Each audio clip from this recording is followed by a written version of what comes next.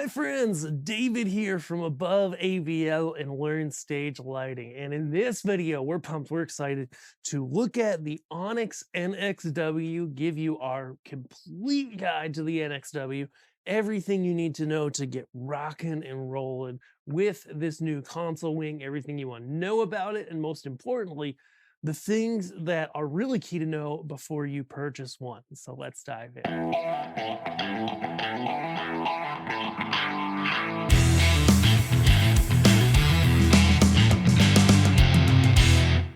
All right, so the NXW, we did a quick review previous to this, but really wanted to dive in deeper, show you all the features, talk about all the things it can do, point out a couple enhancements that the development team kind of heckled me about after the first video, and really help you decide ultimately if you're considering an ONYX NX1.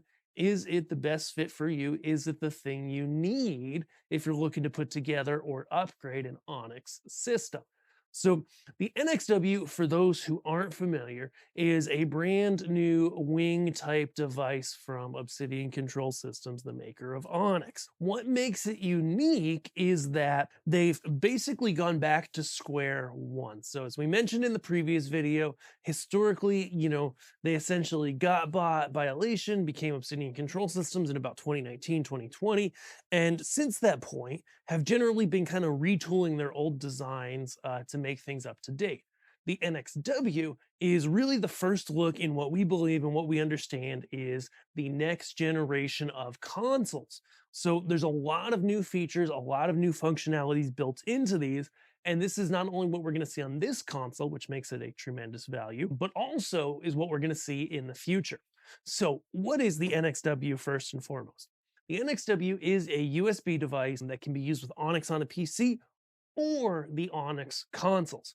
And so this is a big change, a difference from previous NX wings. The NX wing is an older product that, though it worked with PCs, it never worked with consoles. Driver-wise, it just didn't jive. And so that left something that was kind of annoying to people. It's like maybe you had one and you'd go to a bigger show where you were on a console, you wanted to have those extra 10 faders, you couldn't. I mean, you could by networking a PC and having it connected, but not natively in the console. With the NXW, done. Okay, as you can probably see on my table here, we've got it connected to an NX1 and it is rocking and rolling, it is jiving, and everything is good to go. And so that is awesome. Since we're here, let's go ahead and walk through the back panel really quick. Okay, so looks a little, I think focus is over here. But regardless, what you get on the back panel of these guys is we get ourselves 4 DMX outputs. Okay, those are accessible from a console. Those are also accessible from a PC.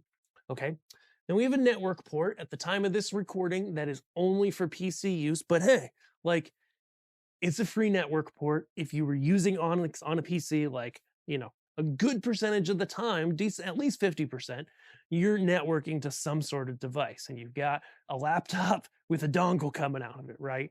Now it's all here. It's all on the back of the console and it's got an Ethercon locking plug. So it's going to be more secure and just generally more professional. The beautiful thing about that is like, boom, okay, you're going to any of the Netron nodes, something like that. You just grab an Ethercon cable, plug the two up, you're rocking and rolling.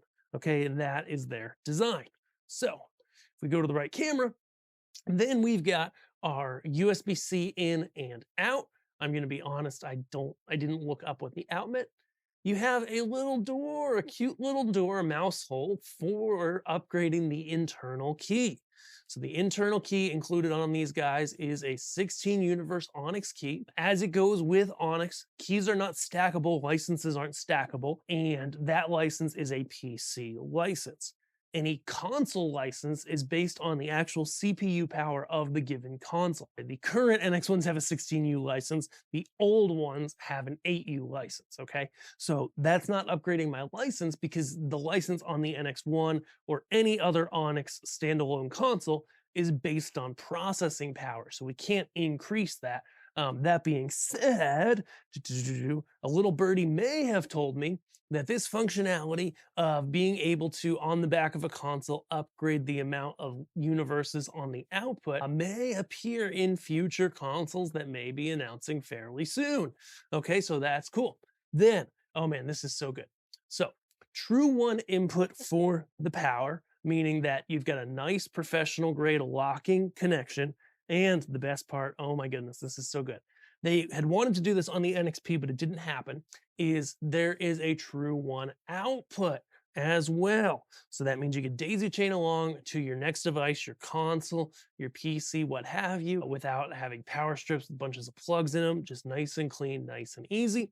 Then we have for ourselves our power switch, and that's about all she wrote for the back panel. Okay, so really nice, really awesome, super cool that we're able to connect via USB-C and just rock and roll. While we're here talking about that, in the box, what you're going to find are a number of things. So you get the NXW itself, you get the True One plug, okay? Looks like that. We typically on demo units don't even open them, just use a cord that we've got around. Then we have a USB drive, which, oh, take a look. It is a flippy SanDisk, so it has the USB-C and the standard on it. So typically these in the box have the latest version of the software on them, so you can use them for saving show files, etc. The beautiful thing about this, and the reason why you need a flippy USB-C normal one, is because the front panel is now a USB-C plug, as is this one that says out. And let's just for fun, now we won't do that. The plugs on this are USB-C, obviously thinking about the future, thinking about future wings, etc. Then we get the dust cover. Other companies charge $50 for a nice quality dust cover with pretty much all of the Onyx consoles. I think all of them. You get one of these. It's sewn, it's nice, it's a good fabric, and it fits over the console really nice. When the console is connected to other consoles, it doesn't fit down the side, but other than that, it does an excellent job. And so really love the dust cover. You know, that again, it doesn't cost that much to add it, but many manufacturers charge 50, 75 bucks even for dust covers. And, you know, the Onyx team includes it free. Okay. User manual, and the most important, always read before you use safety instructions. And then the development team heckled me about this. There is a USB-C cable in the box with a USB-C to USB adapter to USB-A. Okay, now, it's nice too. I thought it would try to fall off, but it clicks in really nice. Now, this cable's kind of heavy because this is one of them fancy, expensive, maybe not expensive, cables that actually is magnetic. So you coil it in about the size of the loop that it came in, or in theory, about twice that size. And it just magnetically holds together, keeps it neat without a cable tie in your box, in your console case, which by the way, at Above AVL, we have console cases for the NX1, okay, and the NXW, which is what I meant to say. And you could just coil that baby right up and it's ready to rock and roll. How about that? Sorry for looking at my bald spot. Now, the NXW itself. Physically, there's a lot of wonderful things going on that we talk about in depth in our review video, okay? Everything is redesigned from scratch with this console, meaning that all of the keys are now optical. So when you press play, when you make them go, they're using an optical trigger, okay? The sensitivity or the place where they trigger has been adjusted. So for example, the programming keys are very high. You don't have to press hard, and it's very easy to get them to activate, okay? Unlike some other consoles, okay? However, the playback keys are very low so that you're able to have your finger on them a little and you don't accidentally activate them, okay? How stinking cool is that? Not only that, you may see, David, is your console broken? No, it's not. This row of keys, bottom, and this row, second to top, are raked a little bit, okay? So that they're really easy to just have your hand ready and press, press, press, press, flash, flash, and be able to use it in a show situation, get really reliable triggering and a really good feel that's not hurting your hands. It really doesn't strain your muscles in your hands. And so when you're busking a show, when you're doing a festival, when you're, you know, on a console for a long time, you're not getting fatigued by button presses. It's the little things that matter, the little things that really make this different. Now, this is the most colorful console we've ever seen from Obsidian Control Systems. Okay, so as mentioned, it's connected up straight to an NX1 right now, could be connected up to a PC. All my faders have different colored backlights based on the type. So Q-less red, submaster green, inhibitive yellow, timecode purple, override violet. So it's more like magenta timecode violet. You're then going to notice, you say, David, in this shot, it's pretty easy to see that you are in a magenta world here. Magenta keys, magenta backlight. What's that all about, right? I really like the color magenta. In fact, we were looking at our Christmas light show at our house the other day, and my son was like, you really like the color magenta. Yes, I do. And so this color is configurable. So if we pop over here in the Onyx menu, whether on a PC or a console, menu, and then displays, and we have the ability to set, first of all, the desk light color. So that is desk light brightness and color, and it should be patchable as well. I admit I didn't look that up. So set that to, whatever you need. A nice warm white will work well for a lot of people, but also colors. And then we'll bug that out of the way for a second, because then we have our control surface backlights. Okay, so we have brightness levels for each type of function, including like button backlit versus button active. So that's going to be the difference between, just normal backlit and then lit up like this. Okay, and what we're going to see there is that we are able to set that backlight an active color. So we can go ahead, pull up this color picker, right? And then we can set that to whatever color we need. And you see I'm going around the color wheel, getting all the colors. There it happens. This is beautiful. I like magenta. You can go with whatever you want. And so we're magenta, the active color. I've switched to a nice cyan. But again, you're in control. You can set it to whatever you want to. Okay, that active color is going to be not only buttons like record or other keys when they're active, okay, but it's also going to be, you can see, if I select a fixture, it's going to be the backlight on the current active encoder, okay? And then here you see that it's going to show me what's active. I'm getting my red and green indicators here on the base mode that matches the coloring that we're going to see in the interface, right? So essentially, red if a color has been activated, if a parameter's been activated or parameter group, right?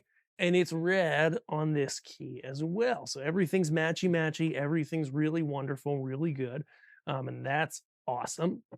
And so you're able to see all of that stuff in there and, really see how that works, how that is. The backlight color is also here on the multi-selector, the bass, effects, or play or function key, for these keys that, again, playbacks, function keys, bass or effects level, set it to whatever you want, whatever you need. Okay. We mentioned in our other review, and you'll notice that these different playbacks are all no longer numbered, because even though it's not there yet in the current software, little birdies have told me that in future nearby software versions, we are expecting to see the playbacks decoupled. So instead of 1, 2, 3, 4, 5 being all of the bits that control one playback, right? 4 buttons and 1 fader, you can decouple them in the future so that they can do whatever you need to. They could be 5 buttons for one playback, or you can break them up in different ways as you see fit.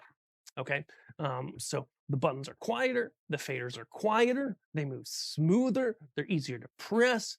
Everything about this, the team really took this console or wing, the NXW, from the ground up and optimized it to make it really amazing to use and to set a really awesome precedent for the consoles to come.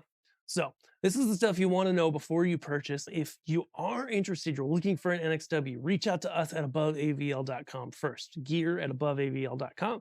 Shoot us an email. We will quote you your personalized price, help you get that in your hands, get that quote so you can get one of these in your hands. At the time of this recording, they're about out of stock, but we've got them because we ordered a bunch, as many as we could, for you guys to help serve our community well. So we hope you'll take us up on that. If you're looking for an NXW, if you're not sure if it's right for you, just shoot us an email. Let us know. We can look at different options within the Onyx universe and help you find the perfect solution for your needs. If that sounds good, hit us up. We appreciate you, and we'll see you guys in the next video. Thanks.